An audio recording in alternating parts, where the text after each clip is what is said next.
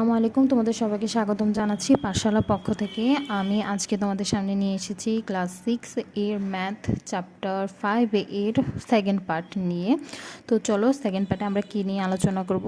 আমি আজকে তোমাদের সাথে আলোচনা করব এমসিকিউ নিয়ে, যেগুলো খুবই খুবই ইম্পর্টেন্ট এবং পাঠ্য বইয়ের এমসিকিউ হওয়ার কারণে এগুলো তোমাদেরকে অবশ্যই প্র্যাকটিস করতে হবে। তো চলো প্রথম থেকে আমরা এই এমসিকিউগুলোকে করার চেষ্টা করি। তো আমরা কীভাবে এমসিকিউগুলো করব সেটা নিয়ে আমি তোমাদের সাথে আজকে আলোচনা করব। তো প্রথম কোশ্চেনটা তোমরা দেখতে পাচ্ছ, x+3 = 8 সমীকরণকে চলকের মান নির্ণয় কর। চলকের মান নির্ণয় করতে বলছে। আমরা জানি এটা একটা অজ্ঞাত রাশি এবং চলকের মানটা অবশ্যই আমাদেরকে বের করে দেখাতে হবে। এটাই আমাদের মূল কাজ, চলকের মানটা বের করা। তো এখানে দেখতে পাচ্ছ চলক x+3 রয়েছে, যার মান আমরা দেখেছি 8। এটাকে আমরা প্রমাণ করব কিভাবে এক্সের মানটা বের হবে। তো এক্সটাকে আমরা এ পাশে রেখে পরবর্তীতে সমান চিহ্ন যে পাশের অঙ্কটা রয়েছে 8, এটাকে নিয়ে এসে আমরা জানি যে এই পাশে সমানের এই পাশে যে চিহ্ন থাকে এটা পরবর্তীতে ওই পাশে গিয়ে পরিবর্তন হয়ে যায়। তাহলে এখানে মাইনাস হবে, এখানে আর যে সংখ্যাটা রয়েছে 3 সেটা আমরা ব্যবহার করব। তাহলে এক্সের মান আমরা কত পাবো? এক্সের মান খুব সহজে আমরা পেয়ে যাব 5। তাহলে আমরা বলতে পারি এটার আনসার কত হবে? খ। একের আনসার হবে খ। একইভাবে 4x = 8 সমীকরণের মূল নিচে কোনটি? আমরা এখানে বের করব যে সমীকরণের মানটা কত সেটা। 2 এর ক্ষেত্রে আমরা লিখতে পারি আবার 4x = 8। আমরা যেটার মান এখন বের করব, আমরা জানি যে এখানে এক্সের সাথে 4টা গুণ আকারে রয়েছে। যখনই সমানের এই পাশে 4টা গুণ আকারে থাকবে, অবশ্যই অপোজিট সাইডে চলে গেলে এটাকে ভাগ আকারে হয়ে যাবে। তাহলে এটা 4 দিয়ে যদি আমরা ভাগ করে দিই, এই এক্সের পাশে 4 যে সংখ্যাটা রয়েছে সেটাকে আমরা সমানের ওই পাশে নিয়ে ভাগ করে দিই, তাহলে কত হবে? আমরা জানি 4 দুগুণে 8। তাহলে আমরা আনসার পাবো 2। তাহলে এটা কি হবে? 1, 2 এর ক আনসার হবে। একইভাবে আমরা নর্মালি সুন্দরভাবে সবগুলো অঙ্কগুলো করে নিতে পারবো। তো চলো আমরা এগুলো করার চেষ্টা করি। এটা একটু ডিলিট করে নিই তোমাদের জন্য সুবিধার জন্য, যাতে তোমরা বুঝতে পারো। আমরা 3 নাম্বারে যাই। 3 নাম্বার কি বলা হয়েছে? 3 নাম্বার কোশ্চেনটা হচ্ছে ম্যাক এর টাকা মেরির টাকা দ্বিগুণ, তাদের দুজনের মোট 30 টাকা আছে, মেরির কত টাকা আছে? ম্যাক এর টাকা মেরির টাকা দ্বিগুণ মানে হচ্ছে 2 গুণ, তাদের দুজনের মোট 30 টাকা রয়েছে। তাহলে অবশ্যই ম্যাকের টাকার কত, আমাদেরকে মেরির টাকাটা বের করতে হবে। আমি তোমাদেরকে সংক্ষেপে আনসারগুলো বলে দিচ্ছি, তোমরা না বুঝলে আমাকে কমেন্ট করতে পারো, কমেন্ট করে আবার জিজ্ঞেস করে নিতে পারো। আমি তোমাদেরকে কমেন্টের মাধ্যমে আনসারটা দিয়ে দেবো যদি না বুঝে থাকো।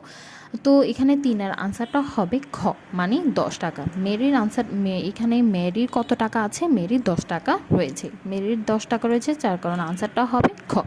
4 নম্বর হচ্ছে একটি আয়তাকার বাগানের দৈর্ঘ্য x মিটার এবং প্রস্থ y মিটার হলে পরিসীমা কত মিটার? পরিসীমা বের করতে বলছে। আমরা জানি আয়তক্ষেত্রে এর সূত্রটা কি হবে? 2 × দৈর্ঘ্য প্লাস প্রস্থ। এই সূত্রটা আমরা সকলেই জানি, এটা অনেক আগেরই পড়া, সেজন্য নতুন করে আর কিছু বলার নেই। তো 4-এর আনসারটা হবে হচ্ছে ঘ। সমীকরণের মাধ্যমে যখন পরিসীমাটা কত মিটার হবে সমীকরণের মাধ্যমে যখন প্রকাশ করতে হবে, তাহলে আমরা জানি যে এটার আনসারটা হবে ঘ। তো আমি 5 নম্বর কোশ্চেনে যাই। 5 নম্বর কোশ্চেনে রয়েছে যদি x এর দ্বিগুণের সাথে 3 যোগ করলে যোগফল 9 হয় তবে x এর মান কত হবে? এখানে বলছে যে x এর দ্বিগুণের সাথে 3 যোগ করলে x এর দ্বিগুণের সাথে 3 যোগ করার ফলে যোগফল 9 হবে। তাহলে এটার মান কত হতে পারে? তোমরাই বলে দাও। এটা সোজা আছে, এটা 3 হবে, মান হবে 3।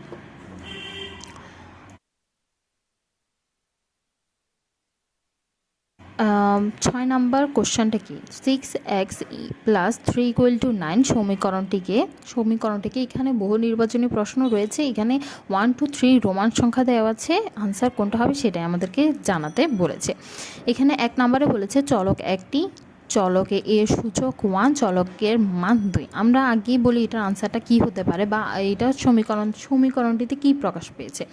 অবশ্যই এটা একটা চলক, একটি চলক রয়েছে x, একটা চলক রয়েছে এবং চলকে এই সূচক এক। সূচক মানে হচ্ছে সূচক আর চলক একই জিনিসটাকে বোঝায়। চলকের সূচক মানে চলক যে x রয়েছে, এক্সের পাশে কয়টা সংখ্যা রয়েছে? একটাই সংখ্যা রয়েছে, যার কারণে চলকের সূচক 1। চলকের মান 2, এটা তো হয়নি, চলকের মান কিন্তু এখানে বলে রেখেছি। আমরা সমীকরণটা যদি করি তাহলে চলকের মান 2 আসবে না, তাহলে আমাদের আনসারটা হবে ক। 6-এর আনসারটা হবে ক। এখন আমরা যাব 7 নাম্বার কোশ্চেনে। 7 নাম্বার কোশ্চেনে কি বলা হয়েছে? 7 নাম্বার বলা হয়েছে এ বি সি যে কোনো সংখ্যা এবং এ ইকুয়াল টু বি হলে, তাহলে আমাদেরকে আবার রোমান সংখ্যা রয়েছে, রোমান সংখ্যাগুলো প্রকাশ করতে হবে। তাহলে a c equal to b c, আমরা জানি যে আমরা একটা সমীকরণের মধ্যে সমান চিহ্ন, যোগ চিহ্ন, প্রক্রিয়া চিহ্নর মধ্যে যা যা পড়ে সবগুলো ব্যবহার করতে পারো। দেখো এখানের মধ্যে সবগুলোই রয়েছে, সেজন্য এটার আনসারটা হবে ঘ, মানে সম্পূর্ণ সবগুলোই রয়েছে এটার আনসারের মধ্যে। তাহলে 7-এর আনসার হবে ঘ। এখন আমরা 8-এ যাই। চলো 8-এ কি বলা হয়েছে? নিচের তথ্যের আলোকে 8-9 এর প্রশ্নের উত্তর দাও। দুটি সংখ্যার বিয়োগফল 30 এবং বড় সংখ্যাটি ছোট সংখ্যার 4 গুণ। তাহলে 8 নম্বর কোশ্চেনটা কি? বড় সংখ্যা ও ছোট সংখ্যার অনুপাত কত? অনুপাত বলেছে এখানে দুটি সংখ্যার বিয়োগফল 30 এবং বড় সংখ্যাটি ছোট সংখ্যার 4 গুণ। তোমাকে বলে দিয়েছে 4 গুণ, যার কারণে এটার আনসার হবে 4.1। বুঝছো? 4.1 হবে। 8-এর আনসার ঘ। 9 নম্বর কি? ছোট সংখ্যাটি কত হতে পারে? ছোট সংখ্যাটি অবশ্যই যদি 4 গুণ হয়, 4 গুণ হলেই এটা দুইজনের মধ্যেই কি দুটি সংখ্যার বিয়োগফল 30, তাহলে এটা সংখ্যাটার মান হবে, ছোট সংখ্যাটি কত হবে? 10 হবে ছোট সংখ্যাটি। একইভাবে আমরা 10-এ আনসারে যাই। 10-এ কি বলা হয়েছে? বিমল দোকান থেকে মোট 30 টাকার একটি খাতা ও একটি পেন্সিল কিনল। পেন্সিলের দাম X টাকা এবং খাতার দাম পেন্সিলের দামের দ্বিগুণ। নিচের তথ্যগুলি লক্ষ্য করো। তাহলে 1 নম্বর কি বলেছে? খাতার দাম 3x টাকা। প্রশ্ন মতে সমীকরণ x + 2x = 30। আবার 3 নাম্বার সমীকরণটা হচ্ছে খাতার দাম 20 টাকা হলে পেন্সিলের দাম 10 টাকা। তাহলে এটা 10 নাম্বারের আনসার কি হবে? 10 নাম্বারের আনসার হবে গ, অর্থাৎ প্রথমটা হয়নি, বাকি রোমান সংখ্যা 2 এবং রোমান সংখ্যা 3 এটাই হচ্ছে আনসার। তাহলে আমরা 10-এর আনসার হচ্ছে গ। তো 11 নম্বর আনসারটা, 11 নম্বর কোশ্চেনটা কি? 11 নম্বর কোশ্চেনটা হচ্ছে দুটি স্বাভাবিক সংখ্যার যোগফল 24, তাহলে কি হবে? এক হচ্ছে একটি সংখ্যা 8 হলে অপর সংখ্যাটি নিচের কোনটি? আমাকে 11-র মধ্যে 1, 2, 3 কোশ্চেন দিয়েছে, আমরা সেগুলোরই আনসার করব। 11-র মধ্যে প্রথম কোশ্চেনটা হচ্ছে একটি সংখ্যা 8 হলে অপর সংখ্যাটি নিচের কোনটি হবে? অপর সংখ্যাটি নিচের হবে খ, অর্থাৎ 16 হবে। কোনো সংখ্যা দ্বিগুণের সাথে 6 যোগ করলে যোগফল একই থাকবে। 2-এর আনসারটা হবে যোগফল একই থাকবে। যোগফল একই থাকবে, এটার আনসারটা 9। কোনো সংখ্যা দ্বিগুণের সাথে 6 যোগ করলে যোগফল একই থাকবে। 6 যোগ করলে আমরা যোগফলটা কি থাকবে? একই থাকবে। যোগফল এখানে দুইটি সংখ্যার যোগফল বলে দিয়েছে, তাহলে 9 দ্বিগুণ করলে তখন যোগ করলে যোগফলটা একই থাকবে। 3 নাম্বারটা কি? কোনো সংখ্যা থেকে 4 বিয়োগ করলে বিয়োগফল প্রদত্ত যোগফলের অর্ধেক হবে। প্রদত্ত যোগফল আমাদেরকে দেওয়া আছে 24, এটার অর্ধেক হবে। তো অর্ধেকটা কিভাবে হবে? 16 দিয়ে করলে আমাদের যোগফলটা অর্ধেক আসবে। তো আজকে দ্বিতীয় পর্বে আমি এমসিকিউ নিয়ে আলোচনা করেছি।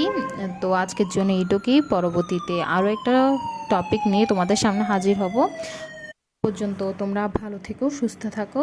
অবশ্যই আমাদের চ্যানেলটিকে সাবস্ক্রাইব করবে এবং পাশে থাকা বেল আইকনটি ক্লিক করবে। ধন্যবাদ সবাইকে।